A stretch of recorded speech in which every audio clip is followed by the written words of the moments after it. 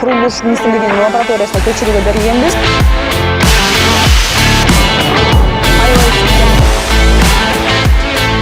Мен кичине жеңилдетен алайын. Блок ломается. Кирпичтин заманы, можно сказать, өттү. Саламатсыңарбы, урматтуу кыргызстандыктар. Биз азыр ынтымак турак жай комплексине келдик. Бул жерден биздин прорабыбыз бизге курулуш материалдарды берди. Бул газоблок менен жана арматура. Бул курулуш материалдарды биз курулуш министрлигине алып барып, сапатын текшертебиз. Сизге чоң рахмат. Анда жүктөп бересизби? Урматтуу жарандар, мына биз сыноо лабораториясына келдик. Өзүңөр көргөндөй, биз алып келген курулуш материалдар, газоблок жана арматура. Азыр сиздер менен чогуу текшерүү процессин көрөбүз.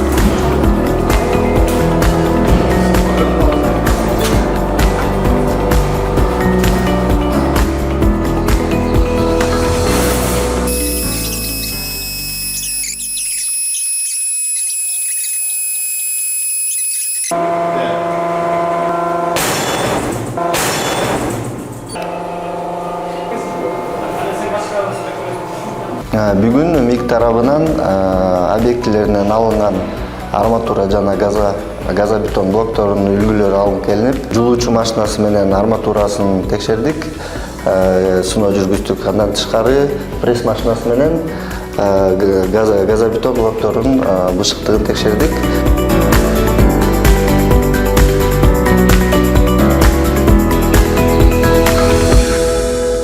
Текшерүүнүн жыйынтыгы чыкканча биз заводко келдик. Кандай завод, эмне завод деген суроолоруңуз жаралып жатса, анда бул заводдо газоблок чыгарылат. Ошол газоблокту биз ынтымак турак жай комплексинин курулуш иштерине колдонобуз. Бул курулуш материалы боюнча биз бул жака маалымат алганы келдик, сапаты боюнча жана өзгөчөлүгү боюнча.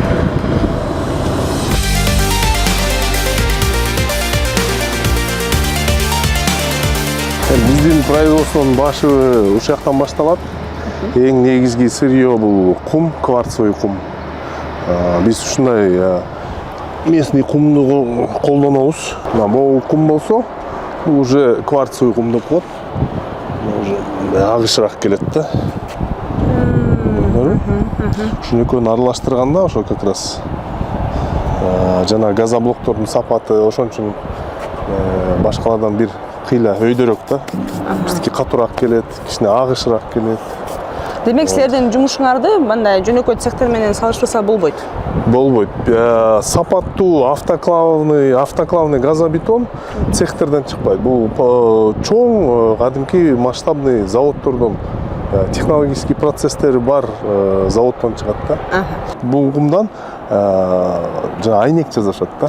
Такмакский завод стекольный, ушул менен айнек жасашат.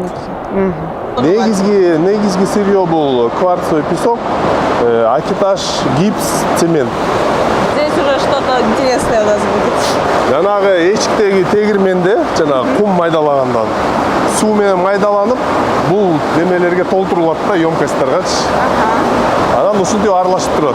Бул сырье кум майдаланган кумду бияктан эметет да, емкосттордо карайт. Калганы акетаж, гипс, цементтер сыртта, силаста да. Жана силас деп ушуну айтабыз. Жана майдаланган акетаж бирөөсүнө толтурулат, экинчисине цемент, үчүнчүсүнө гипс. Мына ушул смесительный машинада аралашып, мояка формалар келет автоматтык түрдө. Ошого өлчөмдө, өзүнүн өлчөмүндө эме куюлат да, пирог катары эле куюлат. Анан бул куюлгандан кийин бул форма бияка ичине кирет. Биякта бизде камера кирсе болобу? Камера созревания деп коебуз. Биякта ичи 50 градус. Аябай ысып экен. Тигил жерде форма мояка чейин куюлат да, бир жарымдан өйдө эле. Анан ушул жакта турганда бул кадимкидей жанагы камырдай болуп көбүрүп көтөрүлөт. Урматтуу жарандар, бул жерде аябай ысып экен. Камера созреванияда булар 2-3 саат турат да. Анан даяр болгондо ал ушундай автоматтык түрдө чыгат. Линия резкий деп коебуз, бияктан кесет да, формалардын размерлерин. Всё. Кесилген формалар автоклавка киргизет.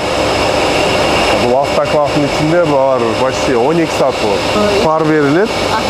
Почти 197 градуста. Ошол бир 12 атмосфера басым менен 10,5-11 саат бушат. Уже 12 сааттан кийин биз ачып, бияк жагынан, бияк эшигин ачып, уже газобетонду чыгара баштайбыз да.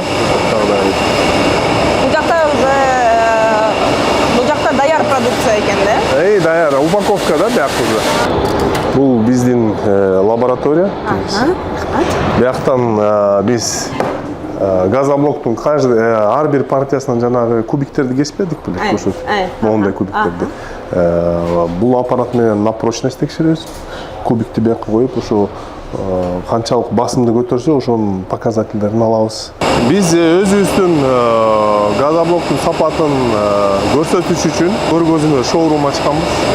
Ал жерде мындай дуал, ошо биздин газоблоктун дуал жасап, ошол дуалга оор кеңселерди, оор мебель, сантехниканы атайын көргөзмө катары ийилгенбиз да. Анда урматтуу кыргызстандыктар, сиздер менен чогуу ошол шоурумга барып келели. Саламатсыздарбы? Кандайсыңар? Жумушуңар жакшы болуп атабы? Биз бул жака ушул газоблоктор боюнча сурагандан келдик. Бизге айтып берсеңиздер, кандай булардын сапаты боюнча, буларга эмнени билсе болот. Мен азыр бияка көрүп атам, телевизордон коюпсуздар, Ооба.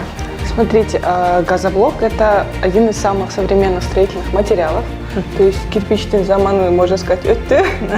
Азыр газоблок вот обычно боятся как раз таки. Хотя хочется этот миф развеять. Газоблок делится на автоклавный и неавтоклавный.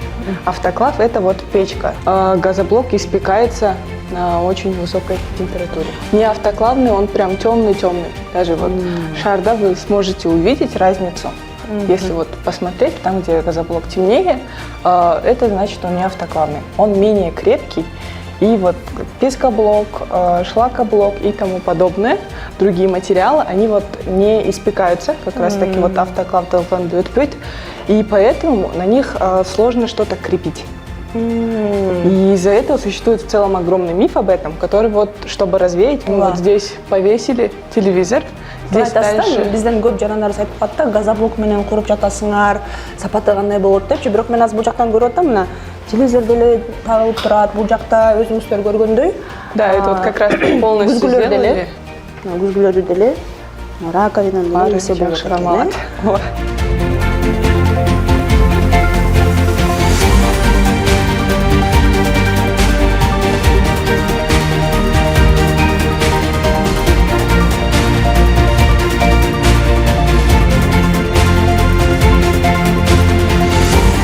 Ынтымак турак жай комплексинен алып кеткен арматураны Курулуш министрлигинин лабораториясына текшерүүгө бергенбиз. Ушул текшерүүнүн жыйынтыгы чыкты.